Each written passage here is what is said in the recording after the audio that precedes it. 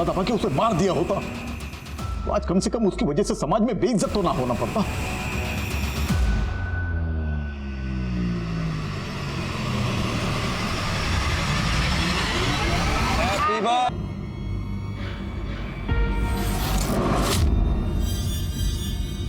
पापा देखो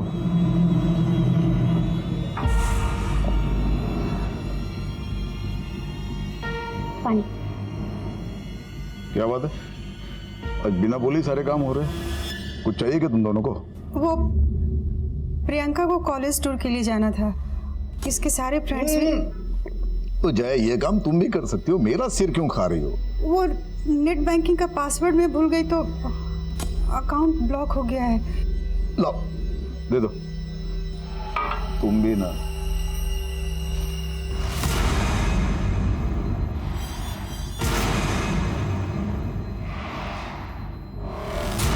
इस लड़की का फोटो क्यों रखा है फोन पर?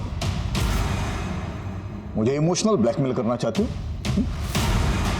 ये लड़की मेरे लिए मर चुकी है। ऐसे मत बोलिए, आज जन्मदिन है रश्मि का। जन्मदिन उनका होता है जो जिंदा होते हैं, मरे हुए लोगों की बरसी मनाई जाती है। काश 25 साल पहले अपने हाथों से उसका गला दबा के उसे मार दिया होता तो आज कम से कम उसकी वजह से समाज में बेइज्जत तो ना होना पड़ता।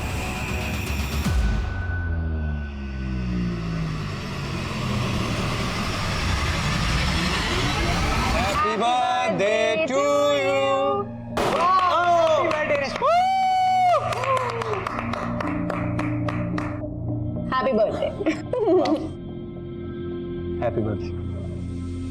Oh my God, Ronak! This is so beautiful. Thank you so much. Thanks to you. तूने मेरा सोशल मीडिया अकाउंट हैंडल किया और मुझे ये वेब सीरीज मिली। किसी पोस्ट को कैसे वायरल करते हैं ये बंदी जानती है। Guys, see. किसी भी पोस्ट को वायरल या ट्रेंडिंग करने का एक सिंपल फंडा है। बदनाम हुए तो क्या हुआ? नाम तो हुआ ना। पॉइंट है बॉस।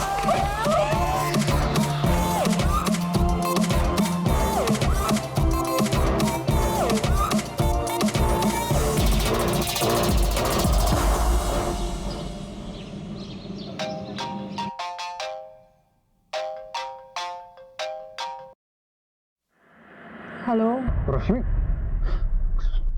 ये तूने क्या किया? रौनक, एक मिनट। क्या हुआ है पहले ये बता। देख, मेरे सामने नाटक मत कर। मेरी इमेज की तो तूने लगा दी है और मेरे घर पर जो तमाशा चल रहा है वो अलग। अगर मेरा करियर डूब गया ना, मैं तुझे जिंदा नहीं छोड़ूंगा। रौनक, पहले बदतमीजी से बात करना बंद करो और आराम से बताओ हुआ क्या है। अभी के अभी मेरा सोशल मीडिया चेक कर जाकर पता चल जाएगा कि कल तूने क्या पोस्ट किया है।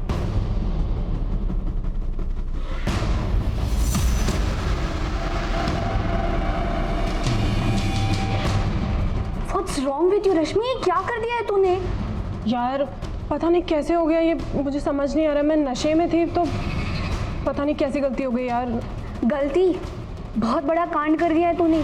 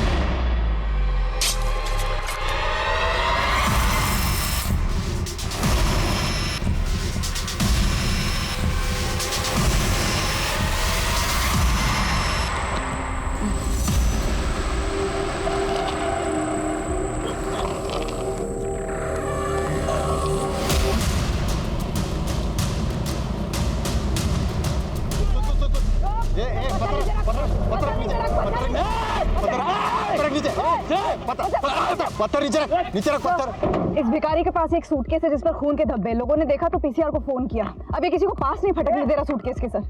पत्थर नीचे रख, सर नीचे पत्थर नीचे रख, पत्थर नीचे रख।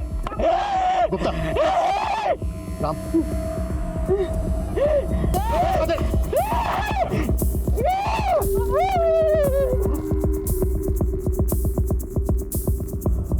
बैक खोलो।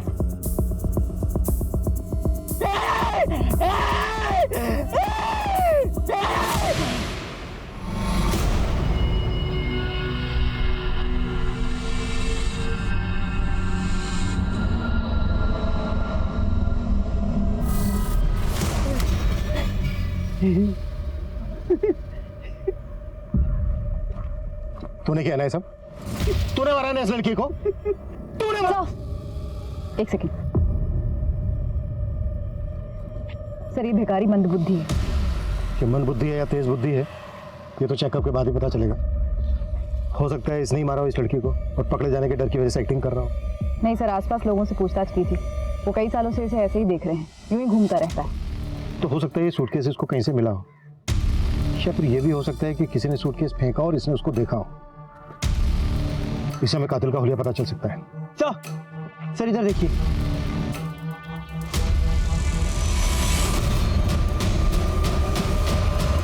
ये खून के निशान सिर्फ यहीं तक है, इसके बाद उस तरफ खून के बिल्कुल निशान नहीं है। तो इसका मतलब ये है कि सूटकेस को यहां से घसीटते हुए वहां तक ले जाया गया। यानी इस पॉइंट तक सूटकेस किसी व्हीकल में लाया गया होगा। राइट, जाहिर सी बात है यहाँ पे कोई सीसीटीवी तो होगा नहीं। इस रास्ते पर आने वाले जितने भी रूट्स हैं उन सब की सीसीटीवी फुटेज चेक करो। उन रूट्स पर आने वाली सभी गाड़ियों को खंगालो। तो बॉडी को पोस्टमार्टम के लिए भेज देते हैं। और दिल्ली एनसीआर में जितनी भी मिसिंग कंप्लेंट फाइल हुई हैं उन सबको खंगालो। हो सकता है इस लड़की की गुमशुदगी की रिपोर्ट लिखवाई गई। नेट बंद होगा उसका, मिस्ड कॉल देखेगी तो खुद ही कॉल करेगी। पर मम्मी, दीदी का नेट कभी नहीं बंद रहता है। उनका तो सारा काम ही नेट पर है ना। बेटा बिजी होगी। और एक काम कर, तू जाके खाना गर्म कर, तेरे पापा आते ही होंगे, उनको पता चल जाएगा तो तू समझ रही ना बेटा क्या। तो क्या मम्मी, क्या कर लेंगे वो? दीदी ना एकदम सही बोलती है। हम सब पापा के हाथ की कठपुतलियां हैं। क्या वो कभी हमारे बारे में सोचते हैं कि उनकी बेटियों की, उनकी बीवी की भी कोई अपनी विशेष हो सकती है, लाइफ हो सकती है? लेकिन नहीं, वो हमारे बारे में बिल्कुल नहीं सोचते। मैं क्या कुछ गलत बोल रही हूँ मम्मी?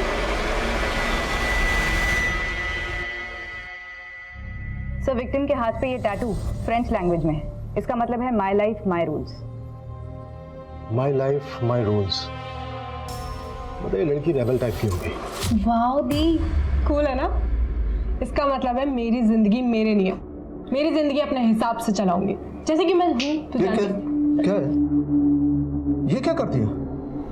मुंह पर तो काली पोत चुकी हो तुम पहले ही, ये हाथ का भी सत्यानाश कर दिया। इसी तरह से ना यहाँ माथे पर लिख दिया हमारे कि नालायक बेटी का मजबूर बाप। पापा ऐसा भी क्या कर? अरे ये क्या कम कर दिया क्या तुमने? हाँ, मिटा दे, मिटा दे, मिटा दे। वो नहीं निकलेगा। अरे कैसे नहीं निकलता है, देखते हम। पापा, दीदी को दर्द होगा। आजा। पापा, पापा नहीं, पापा प्लीज, पापा प्लीज, दीदी को दर्द हो रहा है। पापा प्लीज। पापा नहीं निकलेगा वो, प्लीज छोड़ दीजिए। याद रखना, ये मेरा घर है, यहाँ सिर्फ मेरे नियम चलेंगे, यहाँ तेरा कुछ नहीं चलेगा।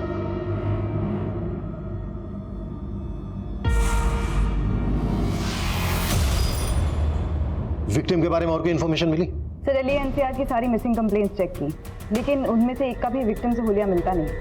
प्रतिभा, एक काम करो, लड़की के हाथ पे जो ये टैटू बना है माई लाइफ माई रूल्स, ये टैटू सभी टैटू आर्टिस्ट को दिखाओ।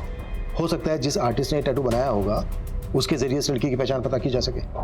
और एक बात, लड़की ने जो ये कपड़े पहने, देखो इन कपड़ों के जरिए इसकी पहचान पता की जा सकती है। सर,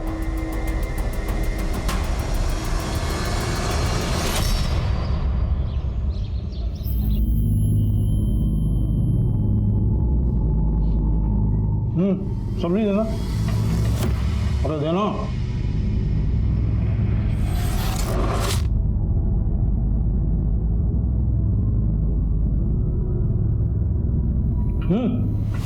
खोल के डाल दे क्या? थोड़ी बची है, मेरे और अंजलि के लिए रखी है। कमाता है उसको भूखा रखेगी, खुद पेट भर के ठूस ठूस के खाएगी। वो भी तो भूखे हैं। ये ले, और खाएगी भरा पेट, अब चैन से खाने भी नहीं देते।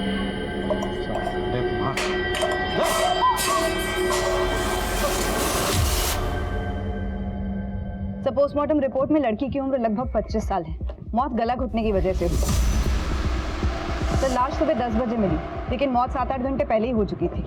लाश 10 बजे मिली और उससे 7-8 घंटे पहले मर्डर हो चुका था, मतलब रात के कोई 2 से 3 के बीच में मर्डर हुआ होगा। जी सर। बॉडी के टुकड़े मारने के बाद किए गए, वो भी किसी तेजधार हथियार से। और विक्टिम के ब्लड में अल्कोहल के ट्रेसेस भी मिले। Sexual assault? बहुत ही ब्रूटली हुआ है। प्राइवेट पार्ट बुरी तरह से डैमेज है। टैटू के जरिए लड़की के बारे में कुछ पता चला? तो सभी टैटू आर्टिस्ट का यही कहना है कि ये tattoo my life my rules 1-2 साल पहले काफ़ी पॉपुलर हुआ था, तब कई लोगों ने बनवाया था। इनफैक्ट सर, लड़की के कपड़ों से भी कोई क्लू नहीं मिला है। प्रतिभा, एक काम करो, लड़की की फोटो सभी न्यूज़पेपर में पब्लिश करवाओ, शायद कोई आइडेंटिफाई कर ले। सब सरकार ने कल से धारा 144 लागू कर दी है। सुना है बहुत खतरनाक बीमारी है। अब बता, चाइना में तो कई लोगों की मौत भी हो गई वायरस की वजह से। अब पता नहीं क्या क्या दिन दिखाएगा ये कोरोना यार।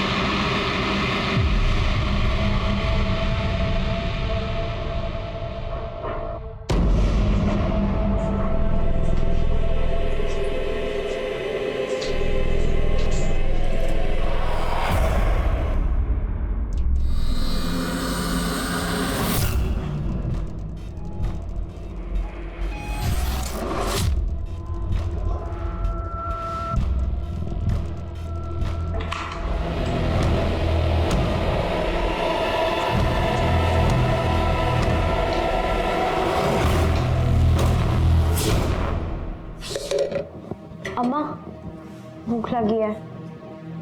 जा बैठ, मैं ला रही हूँ।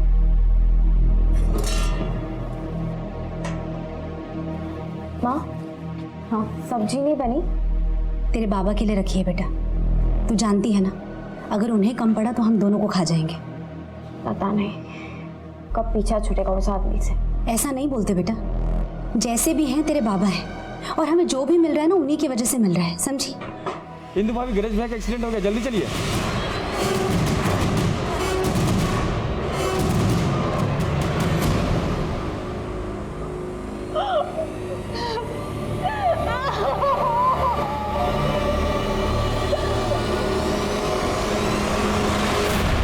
सब भिखारी की रिपोर्ट आ गई है। साइकोलॉजिस्ट का कहना है कि वो अपना मानसिक संतुलन काफी पहले ही खो चुका था, और जिस प्रिसिशन से क्राइम हुआ है ये उसके बस की बात ही नहीं। क्राइम करना भले ही उसके बस की बात ना हो, पर देख तो सकता है। साइकोलॉजिस्ट ने उससे काफी देर बात की। उनका कहना है कि उस भिखारी ने कुछ तो देखा है, क्योंकि वो बार बार किसी गाड़ी और सूटकेस के बारे में बात कर रहा है, लेकिन काफी पूछताछ करने के बाद भी वो उससे कोई इन्फॉर्मेशन निकाल नहीं पाए। छोड़ दो उसको, लेकिन नजर रखो उस पर और अपने सारे खबरों को एक्टिव कर दो। जब तक इस लड़की की हमें पहचान नहीं पता चल जाती, तब तक ये केस आगे नहीं बढ़ पाएगा। गंगा जमुना बहाना बंद कर, समझी? एकदम आवाज नहीं आनी चाहिए, आवाज नहीं आनी चाहिए, समझ में?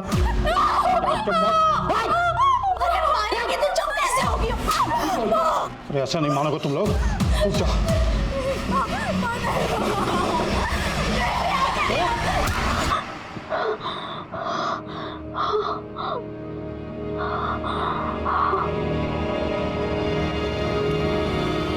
आंटी, आंटी, रहो मधु, आज का आपने न्यूज़ देखा?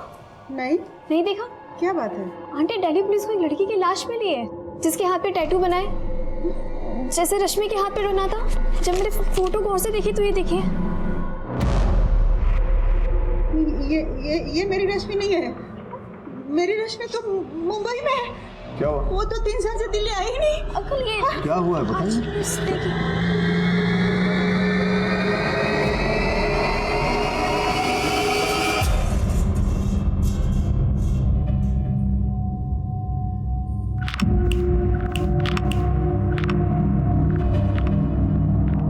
बेटा डरो मत, वो लड़के तुम्हें नहीं छेड़ेंगे अब। अच्छा बताओ, भूख लगी है? एक चाय और एक बिस्किट देना बच्ची को।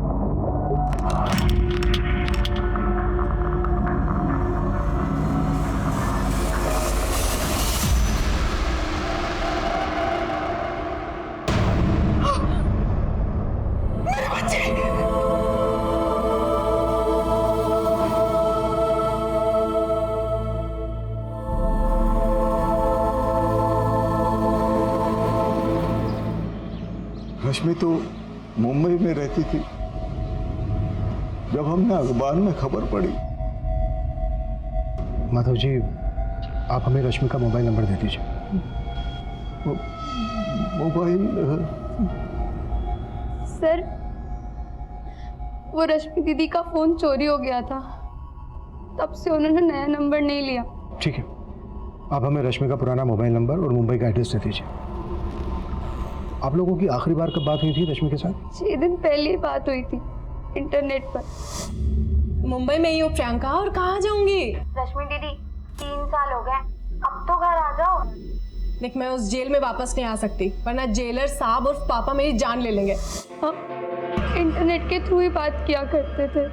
रश्मि कौन सी कंपनी में काम करती थी? कंपनी का तो नहीं पता, लेकिन किसी टैलेंट मैनेजमेंट कंपनी के साथ वो काम करती थी। रश्मि अगर मुंबई में रहती थी तो उसकी लाश यहाँ दिल्ली कैसे पहुंची होगी? मुंबई पुलिस से कांटेक्ट करो और रश्मि की सारी इंफॉर्मेशन निकालो। एक तरफ रश्मि के कातिल की तलाश पुलिस को मुंबई ले गई थी, तो दूसरी तरफ दिल्ली से सटे गाजियाबाद में भी एक बहुत ही बड़ी घटना घटी। सर, ये कुमार जायसवाल का घर है। सर, बड़े ही दबंग आदमी थे, अपने वार्ड के पार्षद भी रह चुके हैं। सर, इनकी लाश।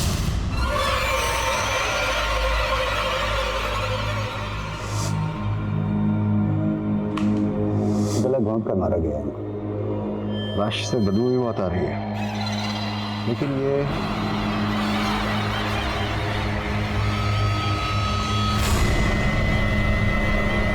लगता है इस रस्सी का इस्तेमाल गला घोटने के लिए किया गया है। कांस्टेबल, इसको फॉरेंसिक जांच के लिए भेजो। अच्छा, घर में लूटपाट जैसे भी कोई घटना घटी है? हाँ सर, पूरा घर बिखरा पड़ा है। सबसे पहले लाश को किसने देखा? सर, इनके पड़ोसी अजीत महतो। साहब, 1-2 दिन से मैंने जायसवाल साहब को नहीं देखा, और जब ये थाली वाला कार्यक्रम हो रहा था उस वक्त भी बाहर नहीं आए। अरे जायसवाल साहब, जायसवाल साहब, अरे बाहर निकलो।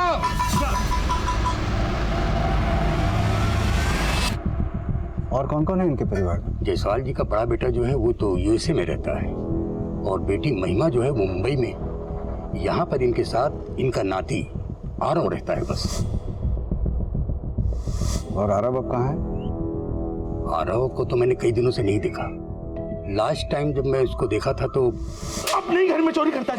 अपने ही घर में चोरी करता है। जी, क्यों मार रहे हैं आरव? अरे नशेड़ी हो गया एक नंबर का, अपने ही घर में चोरी करता है। साहब, आरव को तो नशे की लत पड़ गई थी, और इसके लिए उसने घर में कई बार चोरी भी किया है। मुझे तो ऐसा लगता है साहब कि पैसे के लिए ही उसने।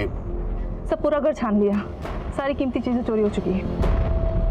सर, जायसवाल साहब के पास एक गन थी, वो मिली होगी आप लोगों को। उनके पास गन? जी सर, पूरा घर देख लिया, कोई गन नहीं मिली। सर, रश्मि की बहन प्रियंका ने हमें जो उसका मुंबई का एड्रेस दिया था वो फेक है सर। रश्मि की फैमिली कहती है कि रश्मि मुंबई में रहती थी, वो दिल्ली कभी वापस लौटी नहीं। अब या तो रश्मि ने अपनी फैमिली से झूठ बोला या फिर रश्मि की फैमिली हमसे झूठ बोल रही है।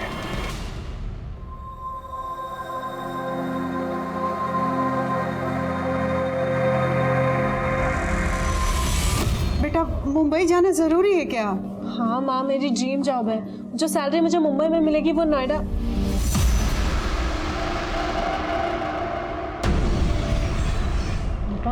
ये सब्जी लाइए, ये रख दो। अगर मेरी मर्जी के खिलाफ इस दहलीज के बाहर किसी ने कदम भी रखा तो दोबारा वापस नहीं आ पाएगा। ठीक है पापा, नहीं आऊंगी वापस, आई प्रॉमिस। तो जाओ और वापस मत आना, और आ गई ना गलती से तो गलत आवा के यहीं पे खत्म कर दूंगा तुम्हें। तो काट काट के फेंक दूंगा तुमको।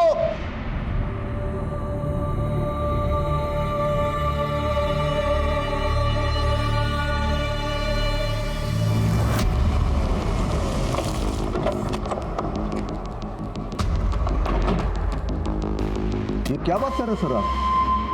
हम आपसे झूठ क्यों बोलेंगे भला?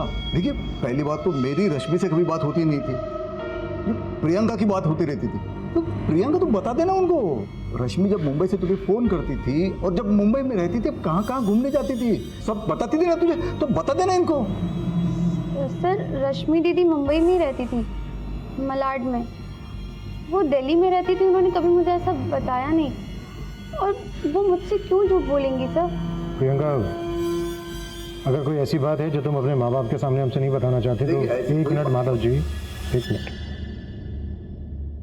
तो तुम हमसे अलग से भी बता सकते हो। नहीं सर, ऐसी कोई बात नहीं है।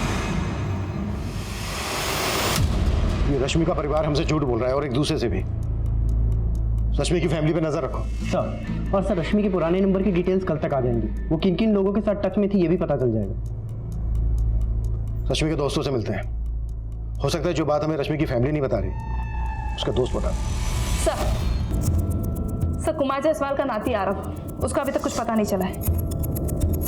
लेकिन सर, एक काम की खबर हाथ लगी है। एक ड्रग पेडलर अंकुर है, उसके साथ इस आरव का उठना बैठना था। ठीक है, ये माना कि अंकुर आरव को ड्रग सप्लाई करता था, लेकिन इससे कहीं साबित नहीं होता कि उसका मर्डर से कोई लेना देना हो सकता है सर, क्योंकि अंकुर ने आरव को ड्रग्स दिए थे बेचने के लिए, लेकिन ये नशे का आदी आरव, उसने सारे ड्रग्स खुद ही उड़ा दिए। तब तो ये अंकुर आरव के पीछे हाथ धो करके पड़ गया होगा अपने नुकसान की भरपाई करने के लिए।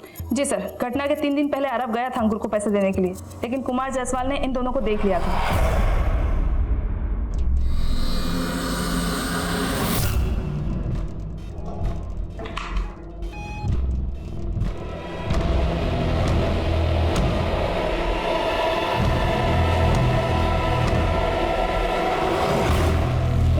नाना जी, वो मैं ये जहर खरीदने के लिए तूने घर से पैसे चुराए? हाँ, यही से कहा तुझे। तू कहाँ जा रहा है? पैसे दे मेरे, वरना गोली मार दूंगा। पैसे दे, पैसे दे, पैसे। रोक रोक। अपने खबरियों से कहो इस अंकुर की कुंडली खंगा ले। सर, रश्मि के फादर माधव अंकल बहुत कंजर्वेटिव और गुस्सैल आदमी है। ऊपर से वो रश्मि से तो बहुत ज़्यादा ही चिढ़ते थे। एक बार तो अच्छा सुनना, हाँ। वो फाइल प्लीज आज मुझे कंप्लीट करके दे दे। हाँ, और मेरी भी फाइल रहेगी, वो भी ईमेल कर देना। मैं लेट हो रहा हूँ, मुझे निकलना है। अच्छा, और कल तुम्हें कब तक करना बता देना मेरे को, ठीक है? चलो। हाँ ठीक है पापा। वो बीच रास्ते में और लड़कों के साथ लिपटने चिपकने के लिए तुमको आदत नहीं चाहिए थी। पापा, ये दोस्त है मेरे। दोस्ती का मतलब बताया मैं। चल घर चल, चल घर चल। और फिर घर ले जाने के बाद भी उसकी बहुत पिटाई की। उसके बाद से तो रश्मि ने शहर भी छोड़ दिया। फिर मेरा भी कोई कांटेक्ट नहीं रहा उससे। क्या रश्मि वाकई किसी के साथ रिलेशनशिप में थी? I am not very sure sir, लेकिन ऑफिस से कई बार वो हाफ डे लेकर निकल जाया करती थी, तो मुझे भी ऐसा लगा कि शायद she is seeing someone, but उसने मुझे ऐसा कभी बताया नहीं। क्या रश्मि के फादर माधव का रश्मि की हत्या में हाथ हो सकता है? I am not sure sir, पर मैं रश्मि को उसके कॉलेज के टाइम से जानती हूँ। कॉलेज में वो किसी भी लड़के से बात नहीं करती थी, अपने पापा के डर की वजह से। उसके पापा ने अपनी दोनों बेटियों को धमका के रखा था कि किसी भी लड़के से बात की तो वो जान से मार देंगे। ये क्या बोल रहे सर आप? अगर मुझे रश्मि को मारना ही होता तो 3 साल पहले ही मारता मैं, जब मेरी मर्जी के खिलाफ उसने हमारे घर के दहलीज के बाहर कदम रखा था मुंबई जाने के लिए। देखिए सर, मैं बाप हूं उसका, और एक बाप का कर्तव्य होता है बच्चों को डिसिप्लिन सिखाना, जो कि मैंने मेरा कर्तव्य किया है। मैं बोल रहा हूं ना कि रश्मि के साथ ये जिस किसी ने भी किया है ना, उसे कड़ी से कड़ी सजा मिलनी चाहिए। तो मिलकर रहेगी, तो चाहे वो कोई भी हो, आप ही क्यों ना हो। अगर आपको यह लगता है कि यह सब मैंने किया है तो आप साबित करके दिखाइए। अब मैं चलूं?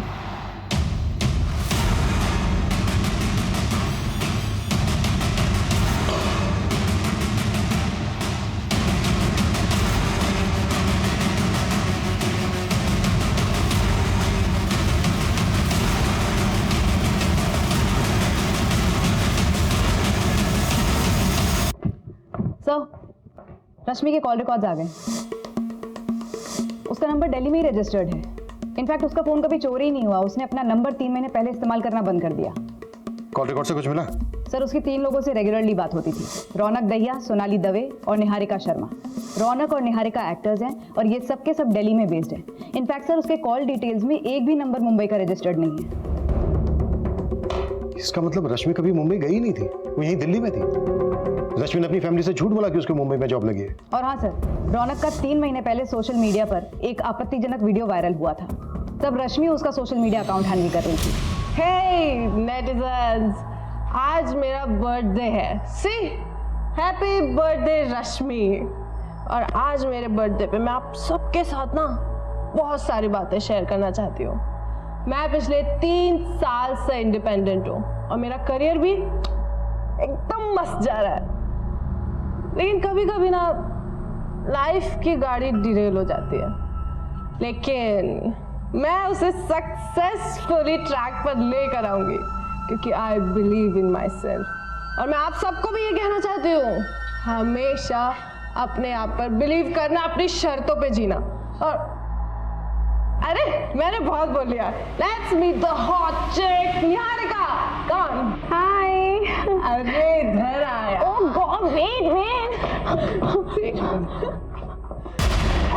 पीछे पीछे। Oh God, look at that, look at that. क्या कर रही है? बंद कर। Breaking news, womanizer lady boy कहलाने वाले माचो मैन रौनक दहिया है किसी और लड़के की बाहों में। इसीके क्या लगता है आप लोगों को? Stop it man. गॉड, ये होना कोई क्राइम नहीं होता। वो रियल लाइफ में भी माचो और रियल लाइफ में भी माचो। यार राइट। ओके, तो तू क्या ये सेम बात इसकी वाइफ को जाके बता सकती है? तो ये सारी बातें छोड़ यार। अच्छा तुम मेरी बात सुनो, तुम मेरी प्रमोशनल वीडियो कब पोस्ट करोगे? यार तू वो अभी करूं? हाँ। अभी कर दीजिए। हाँ। रुक, just give me a minute. Niharika no बोलेगा, नो बोले नहीं, यहीं रुक।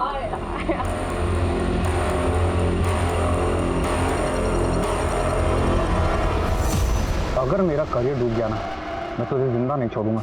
रौनक, पहले बदतमीजी से बात करना बंद करो और आराम से बताओ हुआ क्या है। अभी के अभी मेरा सोशल मीडिया चेक कर जाकर पता चल जाएगा कि कल तूने क्या पोस्ट किया।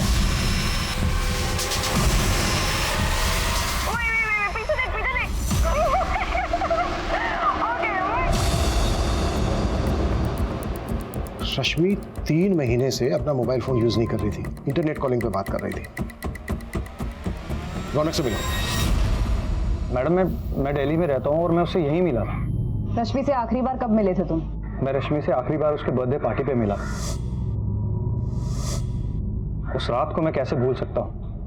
उस रात की एक वीडियो ने मेरा पूरा करियर बर्बाद कर दिया। मेरी वाइफ मुझे छोड़कर चली गई। मुझे तो लगता है कि उसे उसके किए की सजा मिल गई। बहुत बड़ा ब्लंडर कर दिया था रश्मि ने सर, इसलिए उसे कुछ दिनों के लिए अंडरग्राउंड होने को बोला था मैंने। और तकरीबन 3 महीने पहले उसने अपना फ़ोन इस्तेमाल करना छोड़ दिया था और अपना नंबर फिर उसने दोबारा कभी यूज़ नहीं किया। रश्मि यहाँ दिल्ली में कहाँ रहती थी? यही साउथ दिल्ली में रहती थी। रश्मि यहाँ जो साउथ दिल्ली में रहती थी वो एड्रेस देंगे आप हमें? या श्योर।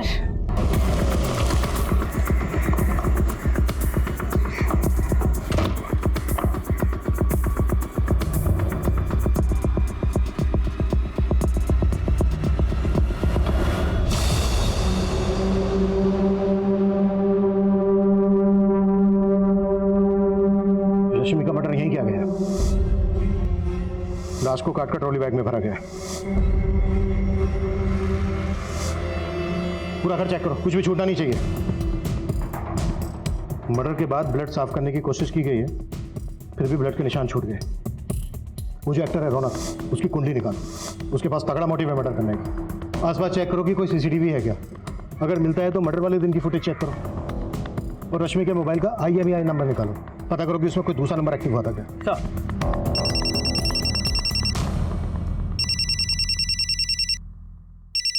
हेलो,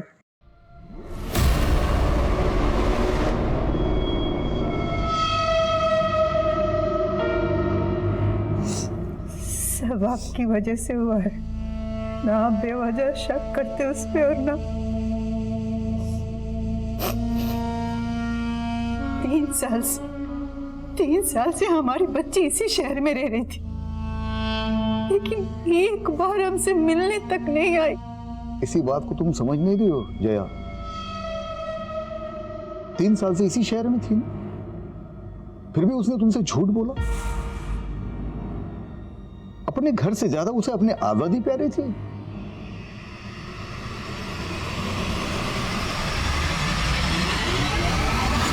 राजू बेटा, तुम अपना और अपनी बहन पिंकी का ख्याल रखना।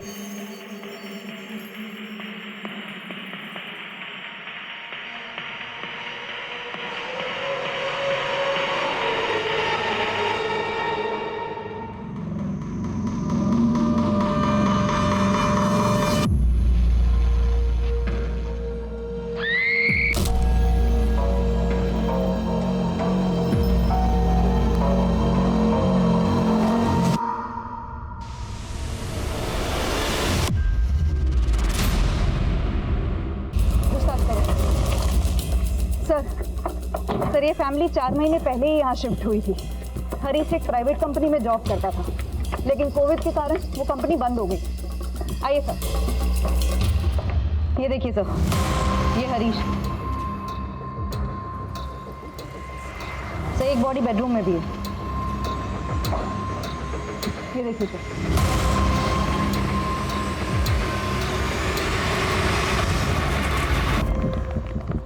हरीश की पत्नी सुषमा के सीडीआर में 1 नंबर सस्पिशियस मिला है। पिछले 2 दिन में इस पर कई बार लगातार बात हुई है।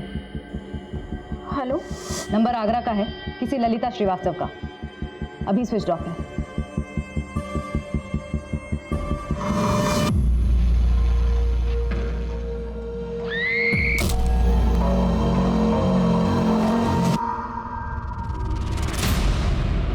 सर, 5 साल पहले ललिता ने खुदकुशी की थी। इन्वेस्टिगेशन में कुछ सस्पिशियस तो नहीं मिला, बस इतना पता चला कि खुदकुशी करने से पहले ललिता बैंक गई थी। बैंक के एक एम्प्लॉय ने उसको ठगा था। ठीक है, आप चिंता मत कीजिए, आपका काम हो जाएगा और 2 दिन के अंदर अंदर आपका पैसा आपके अकाउंट में आ जाएगा।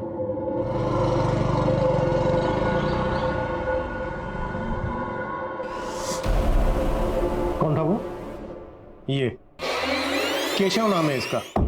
इसने ललिता को वादा किया था उनके जमीन पर वो लोन दिलवाएगा, लेकिन जमीन को धोखे से बेच दिया।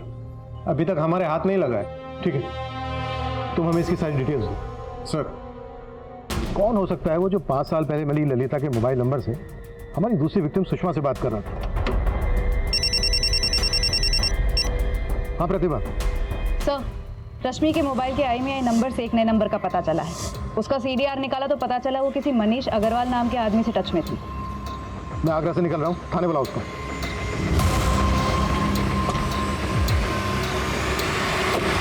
सर, रश्मि और मैंने शादी कर ली थी सर। हम दोनों प्यार करते थे सर एक दूसरे से। हम दोनों ही अपने अपने घर से मुंबई में अच्छी जॉब का बहाना करके निकले थे, लेकिन शादी के बाद भी हम दिल्ली में ही थे सर। रश्मि अपने घर वालों से झूठ बोलती थी कि वो मुंबई में है। वो मेरे साथ यहीं थी दिल्ली में सर। बहुत खुश थे सर, पता नहीं किसकी नजर लग गई हमको और हमारे बीच हर छोटी मोटी बात पे झगड़े होने लगे और फिर ये धीरे धीरे झगड़े बड़े होते गए सर। इसीलिए तूने मार डाला रश्मि को? नहीं सर, मैंने मारा नहीं है सर उसको। मैं मानता हूँ कि हम अलग हो गए थे, लेकिन अलग होने के बाद भी हम लोग टच में थे सर। ऐसी रही पार्टी? ऑसम।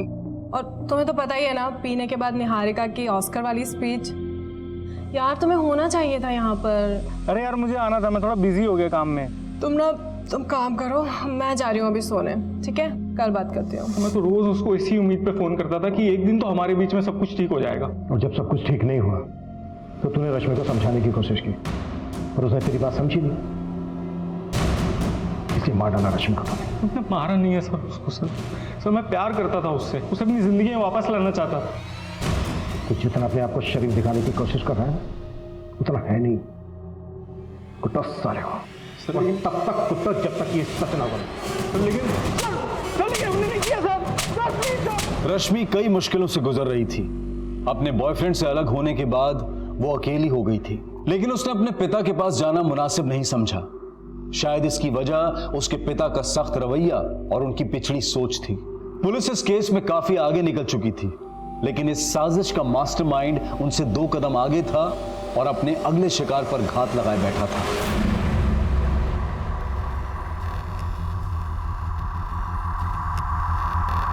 अंजलि बेटा कितनी देर कर दी? सॉरी माँ, काम थोड़ा ज्यादा था। बस काम काम काम काम के चक्कर में ना तू माँ को भूल जाएगी, है ना? अब आप नाराज मत हो। अच्छा एक काम करते हैं, हम ना आपका दिमाग ठंडा करने के लिए ठंडी ठंडी कुल्फी खाते हैं, यहाँ पास ही में बहुत अच्छी मिलती है। क्या हुआ? कुछ नहीं, चल। कब से बैठ के इंतजार कर रही थी मैं, अब आएगी अब आएगी।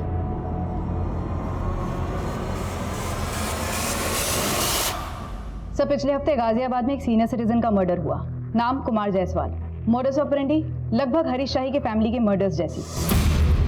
रस्सी से गला घोटकर हत्या, घर में लूटपाट एंड नो फिंगरप्रिंट्स। और हाँ सर, गाजियाबाद पुलिस को क्राइम सीन से नायलॉन की रस्सी मिली।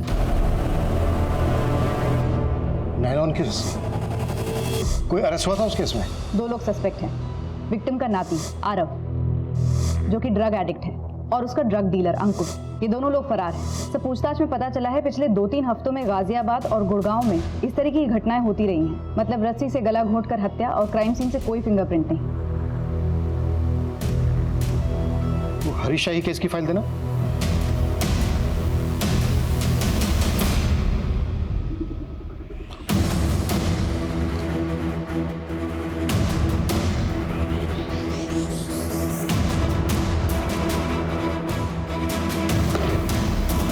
इसमें कोई डाउट नहीं है गाजियाबाद में हुए मर्डर का हरीश की फैमिली में हुए मर्डर से कनेक्शन है। ऐसी चीजें खंगालो जो इन मर्डर्स में कॉमन है। सब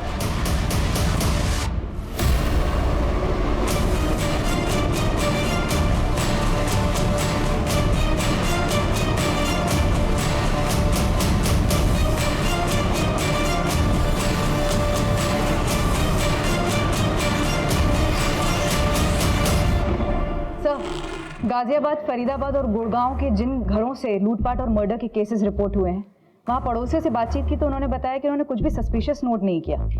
सर किसी भी घर में सीसीटीवी नहीं था, तो कौन आया कौन बाहर गया इसका कोई रिकॉर्ड नहीं। लेकिन सर जब मैंने उन घरों तक जाने वाले रास्ते की सीसीटीवी खंगाली तो एक बड़ी चौंकाने वाली बात हाथ लगी।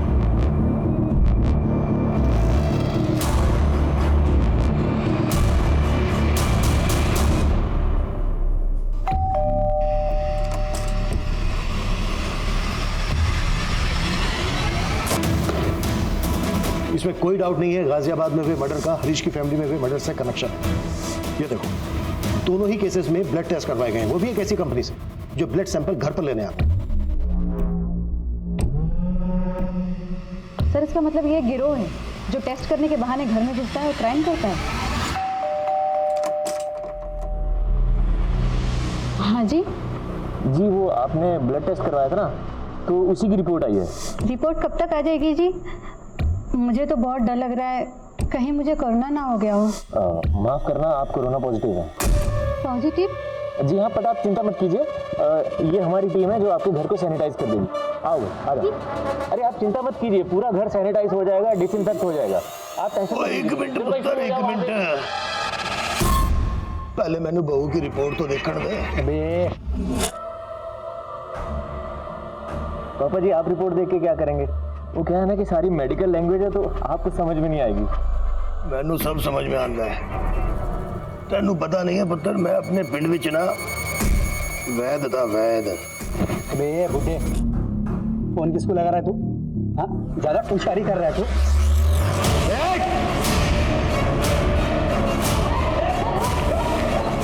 उतारो उस सबके नकाब।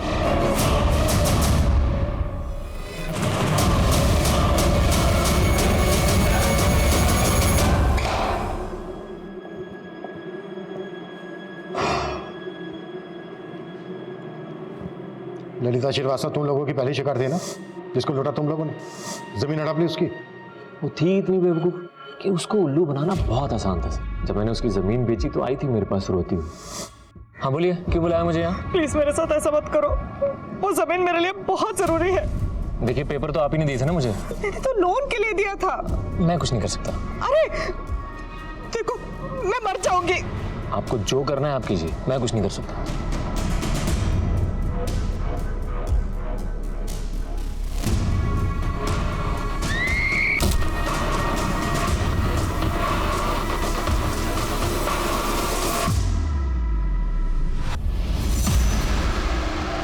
सीधे सीधे बोलो, किस किस का क्या क्या रोल था? सर बशीर एक कंपनी में काम करता था जो लोगों के घरों में जाकर लोगों के ब्लड सैंपल और पैथोलॉजिकल कलेक्ट करते थे।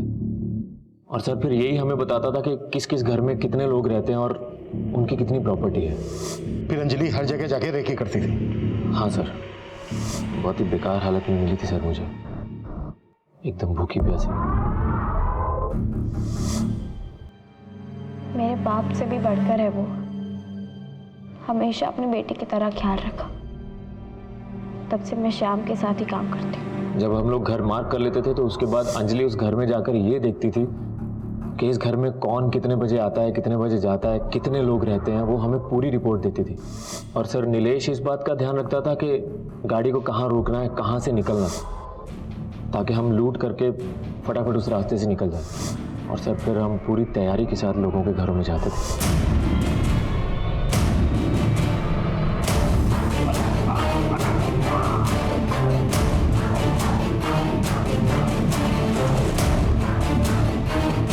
रश्मि को भी तुम ही लोगों ने मारा ना?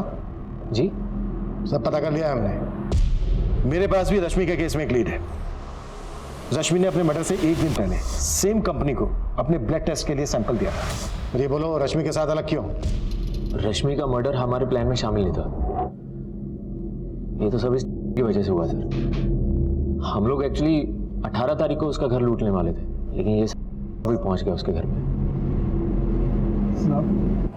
साहब वो अंजलि के साथ रेकी पर गया था, तब दिखी थी पहली बार रश्मि।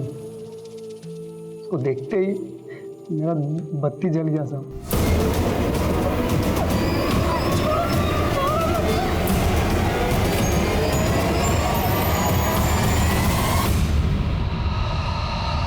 उसकी बॉडी को काटा क्यों? अब वो बैग के अंदर बॉडी आ नहीं रही थी, चॉपर लिया और काट के डाल दिया अंदर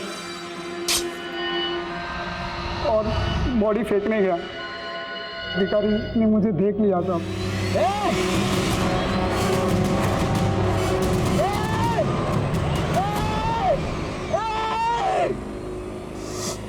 तो कितने लोगों को लूटा तुम लोगों ने? सर ये कोई 500-550 लोगों को ठगा होगा। इनकी चीखें 1 किलोमीटर दूर तक सुनाई देनी चाहिए पुलिस स्टेशन के। ये लो, कुत्ता सालों को।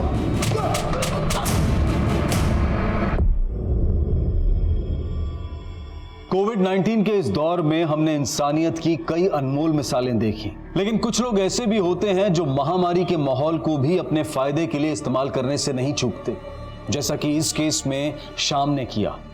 लालच से भरा दिल और साजिश से भरा दिमाग सिर्फ गलत रास्ते पर ही चलाता है, लेकिन खुद को शातिर समझने वाले ये सो कॉल्ड मास्टरमाइंड ये भूल जाते हैं कि जुर्म के रास्ते की आखिरी मंजिल जेल की चारदीवारी होती है, क्योंकि क्राइम नेवर पेज। अब मैं अनूप सोनी आपसे विदा लेता हूं, फिर मुलाकात होगी क्राइम पेट्रोल सतर्क में एक और नए केस के साथ। तब तक अपना और अपने परिवार का ख्याल रखें, सतर्क रहें, सुरक्षित रहें और देखते रहें क्राइम पेट्रोल सतर्क।